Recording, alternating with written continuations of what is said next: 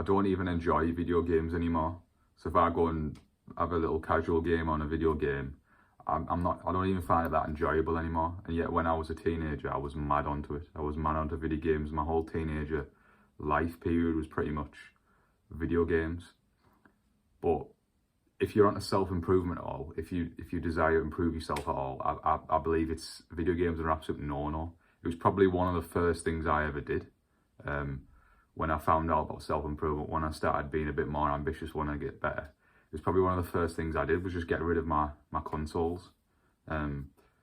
Literally one of the first things, I think it was my PlayStation 3 at the time, I just got rid of it. It was one thing that was holding me back, because if I look at my my teenage years, pretty much from like the age of like, I mean, I'd always played games, but especially during like secondary school, I just remember going to school and all I was thinking about with my friends was playing certain video games after school, and I'd literally like, that's all I was thinking about during school. I'd rush home at school after school and just play, I don't know, I think it was Modern Warfare 2 at the time, which is what we all played.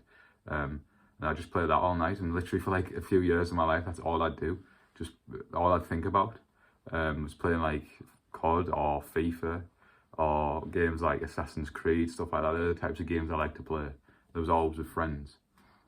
But I just feel like at the time, if I look from now in hindsight, the time period where I started getting really obsessed with playing video games really kind of correlates with like all the struggles that I started experiencing, all the my life started going downhill in like my other areas of my life. My confidence started going down. I started struggling more with anxiety, depression. I was less sociable. I was less confident with people in general, with girls and stuff like that. I became less interested in exercising or just playing football, because I used to play football for a team most of my childhood. I was less interested in that, which led to me ended up stop playing, because all I was cared about was playing games, video games with my friends. I stopped playing outside anymore. I think most of my childhood was just one of just playing outside all the time, playing footy, playing whatever with my mates in my local area. I was less interested in that. My whole life was just like come home from school, play video games, only socialise on the mic, don't really go out with friends or anything, and just that's all I thought about. I just wanted to really just say, like, put out a video really just my own experiences with video games and how I believe they're a no-no. If you want to improve yourself at all, it's pretty much the first thing you should do is stop playing video games, because they take your focus and attention away from your real life. You can almost say your real life is like a video game in itself. It's like your video game.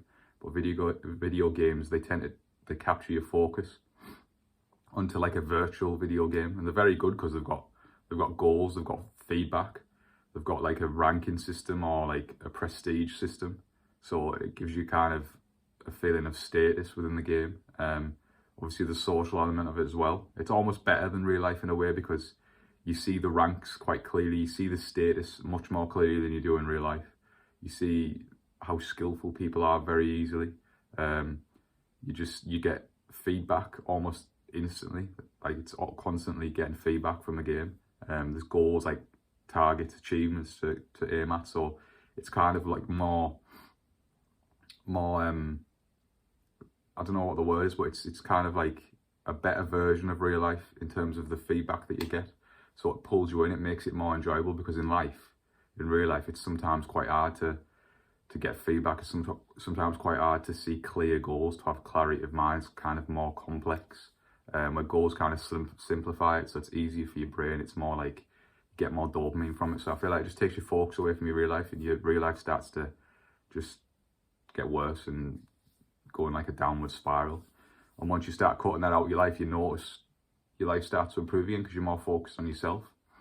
And you can start like working on yourself, you can start exercising and stuff like that. So yeah, about 3 or 4 years ago, I just got rid of my console. And I wasn't even that like, it didn't even bother me that much, because I was kind of phasing it out a little bit anyway. But even if I play it now, say if I play it casually now, which is extremely rarely, but say if I play it now, like a game with FIFA with my brothers or whatever, Assassin's Creed, whatever, I might play like once in a few months. I don't even enjoy it anymore. I get bored after like 10 minutes, 10, 15 minutes, I get bored, because there's this little voice in the back of my head that always is like, why are you doing this? You're wasting your time. Like, you could be doing something else more productive. You could be like doing something else to improve yourself. I don't enjoy it, because maybe it's because there's no social element to it, like playing with friends, but it's just not enjoyable anymore. Like, I want to focus on my life. So if you want to improve yourself, video games is a definite no-no. And you may think it actually may help you in terms of improving your focus and motivation, because you have to be really focused to play games. Not really, because it takes your focus away from your real life. So it may improve your focus, but your focus is in the wrong place. So get rid of video games if you want to improve yourself. That's definitely the first step.